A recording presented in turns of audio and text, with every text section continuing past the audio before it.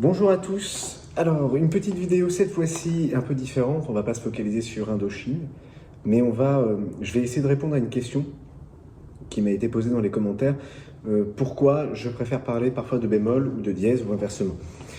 Pourquoi, par exemple, à l'est de Java est en mi bémol mineur et pas en ré dièse mineur? Donc, pour répondre à cette question, on va faire un tout petit peu de théorie et d'harmonie. On va parler de l'ordre des quintes. Enfin, du cycle des quintes. Avant ça, il faut avoir 2-3 petites notions qui ne vous auront probablement pas échappé ni à la guitare ni au clavier. Je précise que j'ai devant moi un piano, donc je pourrais illustrer un petit peu ce que je raconte, si besoin. Donc, déjà, la première chose que vous devez savoir, c'est qu'il n'y a pas une infinité de notes. Enfin, si, il y en a une infinité, mais elles sont toutes, elles portent toutes le même nom si vous voulez, et on a 12 notes. Ça c'est extrêmement important. Quand vous regardez un clavier, vous avez des touches blanches et des touches noires. Vous comptez 12 en partant du Do, du premier Do, vous arrivez de nouveau à un Do, et ça se reproduit comme ça à chaque fois. Un clavier du coup, alors je vais essayer de faire en sorte que vous puissiez le voir, sur un clavier, vous avez Do, Ré, Mi, Fa, Sol, La, Si, Do, Ré, etc. On voit tout, on voit tout. Et en fait, vous avez, donc ça correspond aux touches blanches, et au-dessus, vous avez des touches noires, c'est Do dièse, ou Ré bémol, on va en reparler. Ici, vous avez Ré bémol, Ré dièse, pardon, voilà, ça commence bien, ou Mi bémol. Ici, vous avez du coup, il n'y a pas de demi-ton d'ailleurs, ici, vous n'avez pas de touche noire, en fait. D'accord? Pareil ici, vous avez Fa dièse, Sol bémol. C'est un peu fastidieux, mais je pense que c'est important de le faire. Sol dièse, La bémol.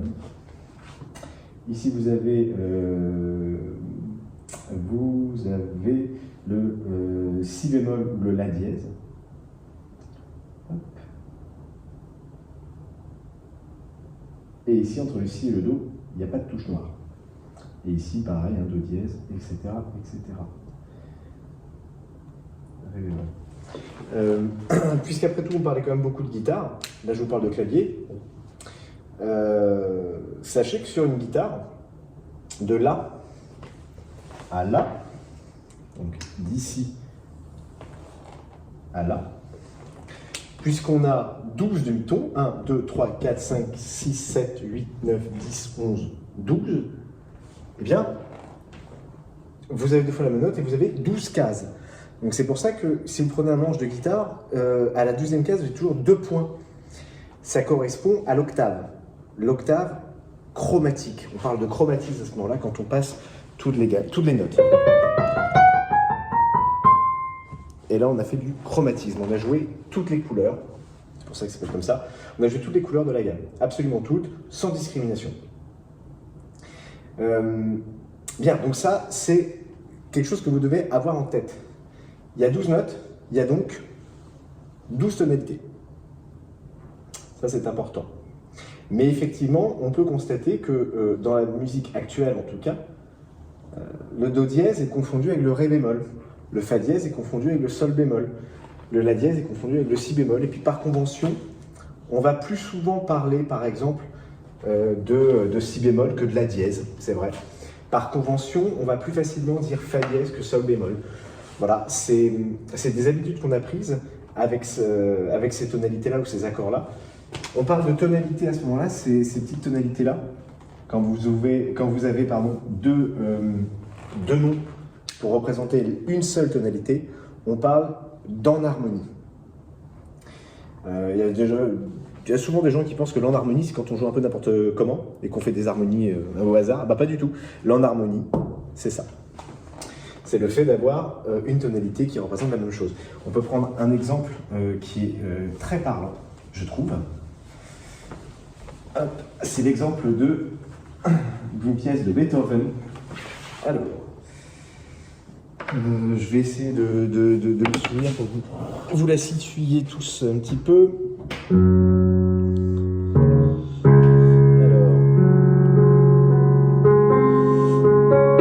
Alors, c'est quelque chose qui fait un petit peu comme ça là.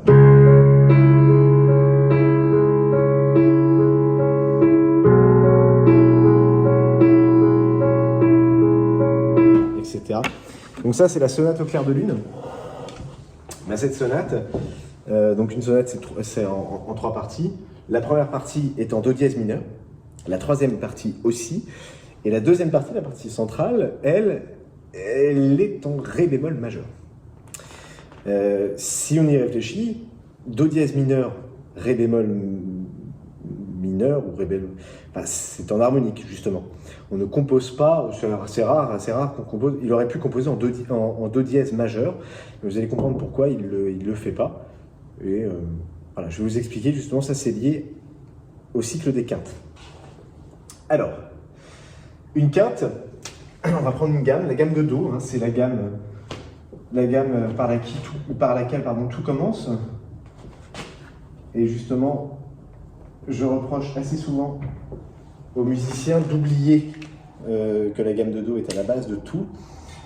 Dans la gamme de do, ré, mi, fa, sol, la, si, do, vous avez des degrés, ça j'en parle souvent, ça donne une fonction si vous voulez aux notes ou aux harmonies.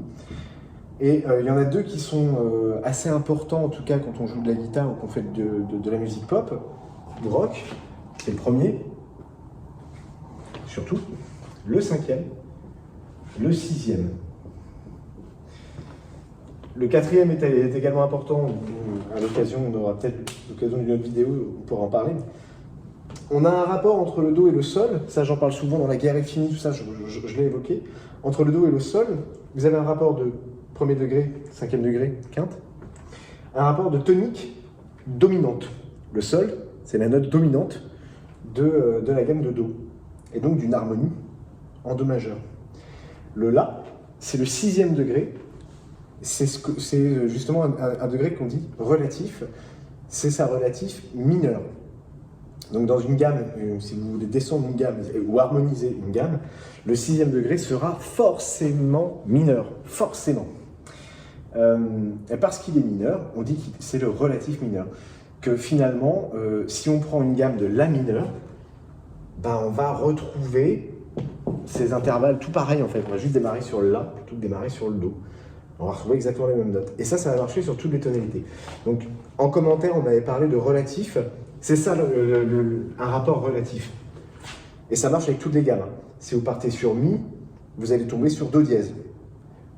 Mi, fa, sol, la, si, do. Avec l'altération dièse, ça, on y revient juste après. Donc, c'est ça, un rapport majeur relatif. Quand on dit, parce que je crois que c'était le sens du commentaire, hein, quand on dit que, j'ai cru comprendre, fa dièse et sol bémol étaient relatifs, ils ne sont pas relatifs, ils sont en harmonique. Ils ne sont pas relatifs. Relatif, c'est ça. Par exemple, c'est un exemple il y a d'autres relations, mais on n'en a pas besoin dans le rock. Donc, une fois que vous avez repéré ça, on va enlever celle-ci, on n'en a pas besoin pour l'instant. Une fois que vous avez repéré ça, vous avez ici une quinte.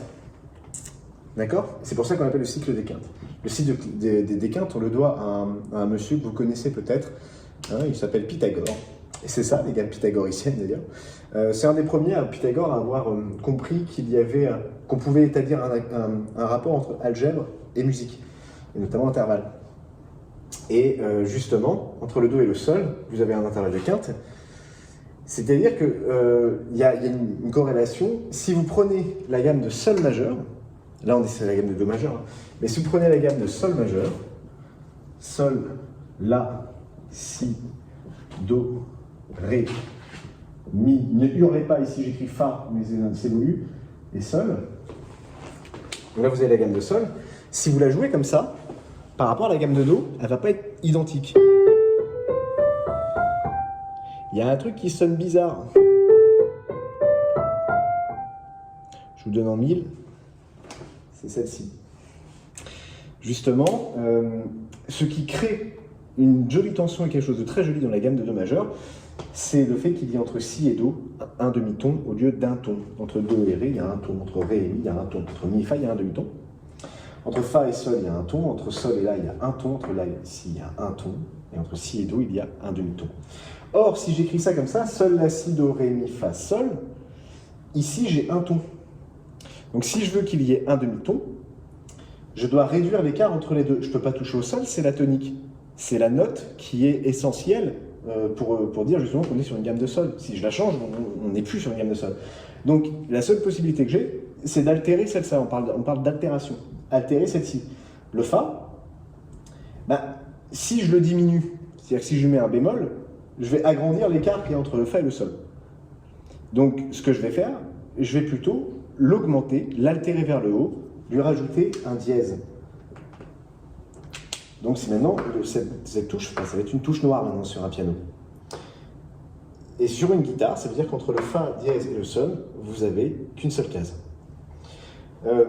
Et à ce moment-là, la gamme, elle va redevenir majeure. Vous allez voir qu'elle est tout de suite plus jolie. Au départ, j'avais ça, sans altération. Maintenant, avec l'altération, je vais avoir ça. Il y a une petite différence qui va faire que justement la gamme va être beaucoup plus jolie. Grâce à cette altération, ça s'appelle la sensible, 7e degré, grâce à cette altération, je vais pouvoir faire des mélodies qui vont être expressives.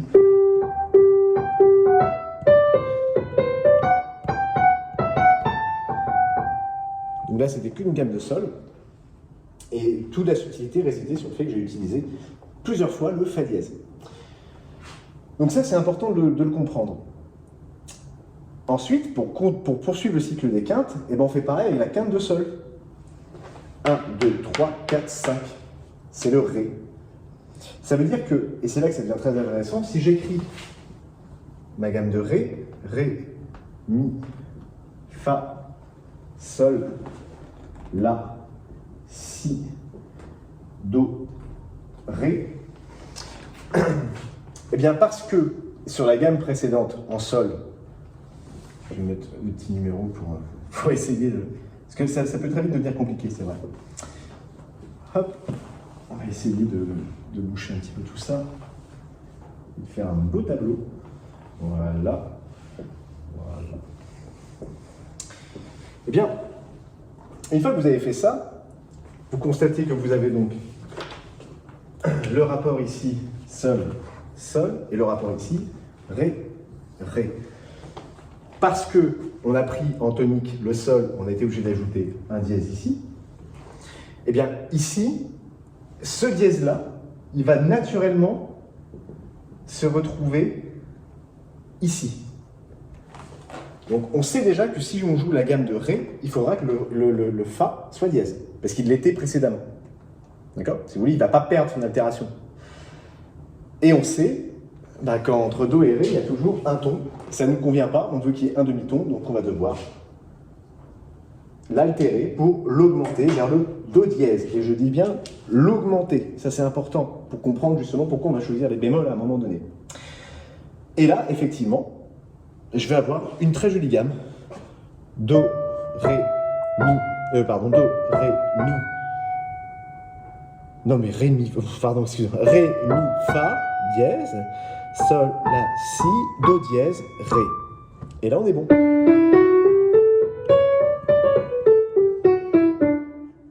Ok? On a toujours cette sensible-là. Si vous voulez, le cycle des quintes, c'est une façon de... Enfin, on pourrait voir ça comme ça, pourquoi pas. On classe en fait les gammes toniques, majeur et mineur, mais là on s'intéresse qu'au majeur. On les classe en fonction du nombre de dièses qu'ils ont. Ici, on a 0 dièse. Donc, pas de dièse, pas d'altération, 0 altération. Et ici, on a un dièse. Ici, on a 2 dièses. Et je vous donne, du coup, je pense que là, ça va devenir limpide. Si je veux faire la gamme de La, je prends la gamme suivante, la 4e gamme, ça va être dans le cycle, ça va être le La. Et le La, je vous donne en mille, 3 dièses, etc., etc. Et c'est là qu'intervient un autre tableau. Donc, vous avez compris, je pense, la mécanique qui permet de construire justement, une gamme tonique. Je vous mettrai l'ordre des dièses, hein, le cycle des quintes, pardon, sur une petite image qu'on trouve facilement sur le web qui illustre ça. Je vais vous en mettre une. On va reprendre juste l'ordre justement qu'on a évoqué tout à l'heure. Donc, dans cet ordre-là, je vais partir de Do. Je vais altérer à chaque fois vers le haut. Je vais rajouter à chaque fois des dièses. Do, Sol, Ré, du coup. Après le Ré, c'est le La, Mi. Et une fois qu'on a fait le Mi, il reste le Si et le Fa dièse. Extrêmement important. Sans ça, ce serait un peu bizarre. Do, Sol, Ré, La, Mi, Si, Fa dièse.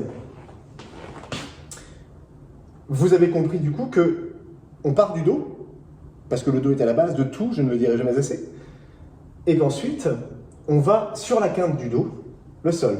Ensuite, on part du Sol, on va sur la quinte du Sol, le Ré. On part du Ré, sur la quinte du Ré, le La, le Mi qui est la quinte du La, le Si qui est la quinte du Mi, et le Fa dièse qui est la quinte du Si. Et il est dièse parce que s'il était bécard, en fait, donc pas dièse, on aurait une gamme, un intervalle pardon, qui ne serait pas juste.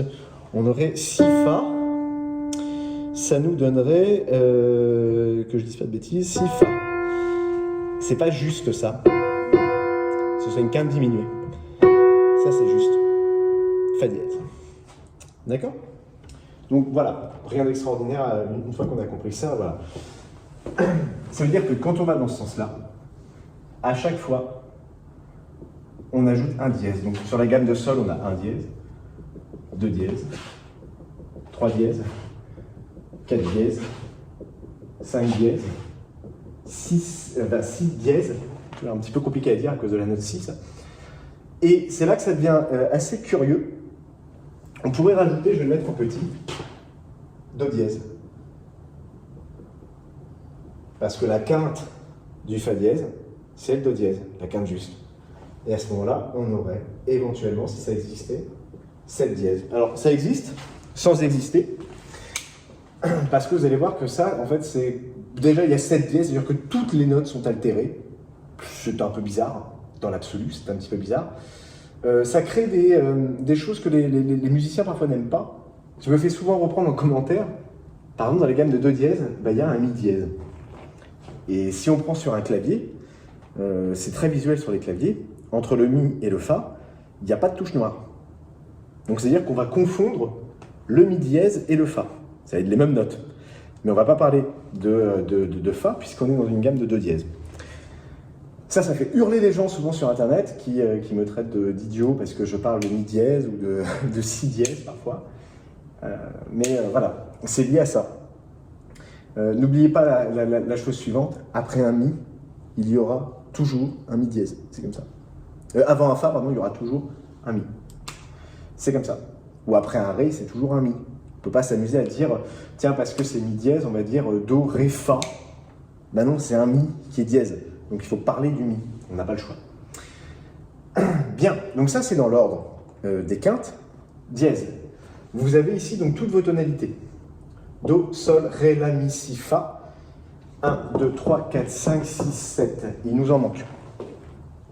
Et pour trouver les autres tonalités, on va faire le même exercice, mais dans l'autre sens.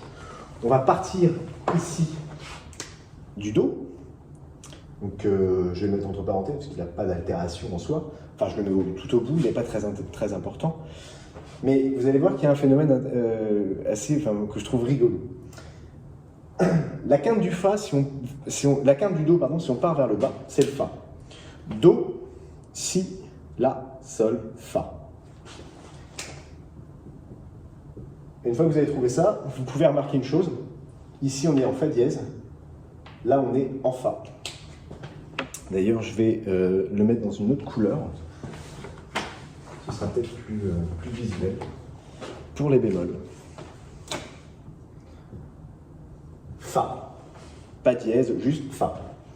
Et ici, la suite, c'est plutôt limpide. Si bémol. Mi bémol. La bémol. Ré bémol. Sol bémol. Et en fait, Do bémol. pareil, on s'en sert pas, mais il existe et il est là. Mais c'est vrai que si on y réfléchit, le Do bémol et le Si, c'est les mêmes. C'est juste une façon différente d'écrire la même gamme. Parce que on parle alors de rapport en harmonique. Hein. Je ne sais pas si je vous l'avais dit. Le Si et le Do bémol sont des tonalités en harmonique. Vous n'allez pas la trouver très souvent. J'ai un exemple en tête, là, c'est Bach. Ce truc-là, là. Je pense que ça vous parle.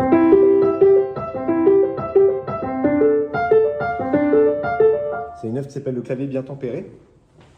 C'est le clavier bien tempéré de Bach, justement, c'est un exercice de style où Bach s'amuse à écrire le clavier bien tempéré, la première œuvre, le prélude qu'on connaît tous en Do majeur, et puis la deuxième partie en Do dièse, puis en Ré, puis en Ré dièse, puis en Mi, puis en Mi dièse, etc., etc. Et il arrive, je crois, jusqu'au Do dièse, il me semble, de mémoire. Il parcourt en fait des 12 tonalités, mais en partant du Do vers le dièse à chaque fois. Voilà, c'est quelque chose qui peut se faire éventuellement. Comme ça, vous savez que ça existe. Il reste quand même un truc assez important, c'est les relatives. On avait vu, souvenez-vous, que dans une gamme, le 6e degré, c'était la relative mineure ou majeure. En partant de ce point-là, vous allez retrouver encore de nouvelles tonalités. Et ça, c'est intéressant. La relative mineure du Do, c'est le La mineur. C'est-à-dire que si vous prenez une gamme de La mineur, il n'y a pas d'altération. Et naturellement, sur une gamme de Do, le 6e degré, c'est un La. Donc c'est ça le rapport relatif. On va prendre le cas du Sol. Sol, c'est Mi mineur. Dans le cas du Ré, c'est Si mineur. Dans le cas du La, c'est le Fa dièse mineur. Important, j'ai bien dit Fa dièse. Dans le cas du Mi, c'est le Do dièse mineur. Hop. Do dièse mineur. Dans le cas du Si, j'essaie de me faire ça de tête, c'est le Sol dièse. Oui, Sol dièse. Hop. Sol dièse mineur. Et dans le cas du Fa dièse majeur, il s'agit cette fois-ci du Ré dièse. Ré dièse mineur. Je le mets en bleu parce que le côté un peu qui a pu déranger la personne qui avait laissé le commentaire pour justement demander pourquoi je laissais dièse ou bémol, l'ambiguïté, elle réside dans les tonalités mineures, justement. Mais comme vous l'avez constaté, donc, on a ici d'autres tonalités en bémol. En fait, si on part d'une tonalité majeure et qu'on va vers une tonalité mineure, on va prendre sa relative. Donc si vous avez un morceau qui est en La majeur et qui démarre sur un accord de Fa dièse mineur, on va dire qu'il est en Fa dièse mineur et pas en Sol bémol mineur, parce que l'armure, c'est là. L'armure, vous savez, c'est ce qu'il y a au début des partitions, pour ceux qui lisent un petit peu. Au début des partitions, vous pouvez avoir des altérations qui sont représentées au début, là, juste là. L'armure, c'est ça, en fait. Et toute cette partie-là. Eh bien, cette armure, si vous jouez en La ou en Fa dièse mineur, ça va être la même armure. Si vous jouez en Si ou en Sol dièse mineur, ce sera la même armure. Hop, voilà. Et j'ai oublié de faire juste ça pour que ce soit plus clair. Voilà. Donc, on va faire la même chose. On va aller trouver les accords relatifs, justement, au cycle des bémols. Et donc, vous l'aurez compris, hein, du coup, ici, on a un bémol. J'ai oublié de le préciser, mais 2 bémols, 3 bémols, 4 bémols, 5 bémols, 6 bémols et 7 bémols. Mais encore une fois, c'est entre parenthèses parce que ça existe sans exister. Une fois que vous avez compris ça, vous pouvez déterminer que la relative mineure du Fa, c'est le Ré mineur. La relative mineure du Si bémol, c'est plutôt... je ne vais pas y arriver, c'est Sol mineur, pardon. Sol mineur. La relative du Mi bémol, ce n'est plus le Do dièse, mais le Do mineur. Etc., etc. Fa mineur, Ici, ça va être le si bémol mineur. Si je ne m'abuse, ré bémol. Oui, si bémol mineur. J'ai peur de vous dire des bêtises en fait. Dans le cas du sol bémol, ça devient le mi bémol mineur. Et dans le cas ici du do bémol, ça deviendrait éventuellement... ouais, on va pas en parler. Non, on va pas en parler, ça va être compliqué. Je l'ai pas fait l'autre bout, donc je vais pas le faire. Bien. Donc effectivement, on peut constater, en regardant ce petit tableau, plusieurs petites choses. C'est déjà, je cherche justement un exemple assez parlant. Si on prend sol dièse mineur, si vous avez ici sol dièse mineur et ici la bémol majeur, on n'est pas sur la même tonalité.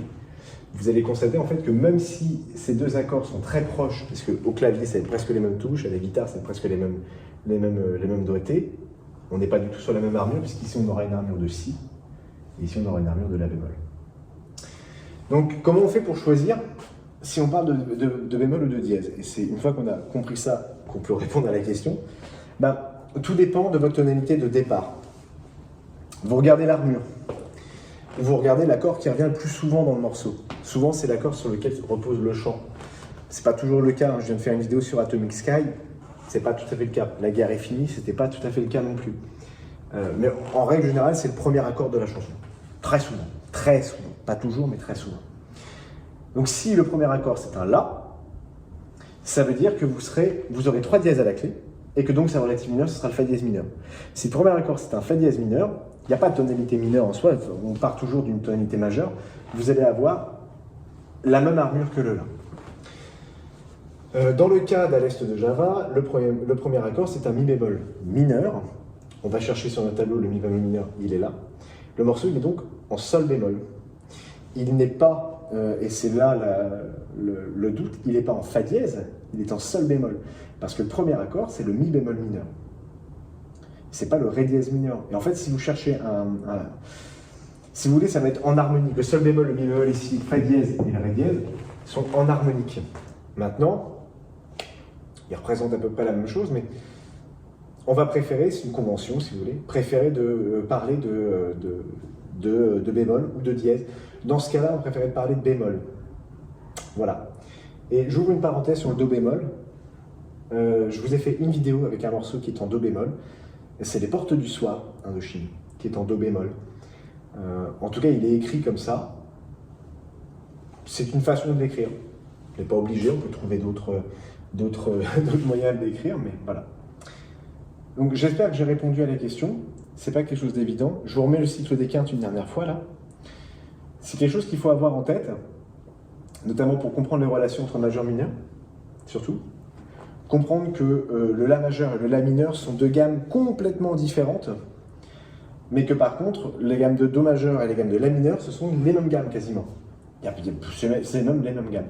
Comprendre ça, comprendre que Fa dièse et Sol bémol, c'est la même chose.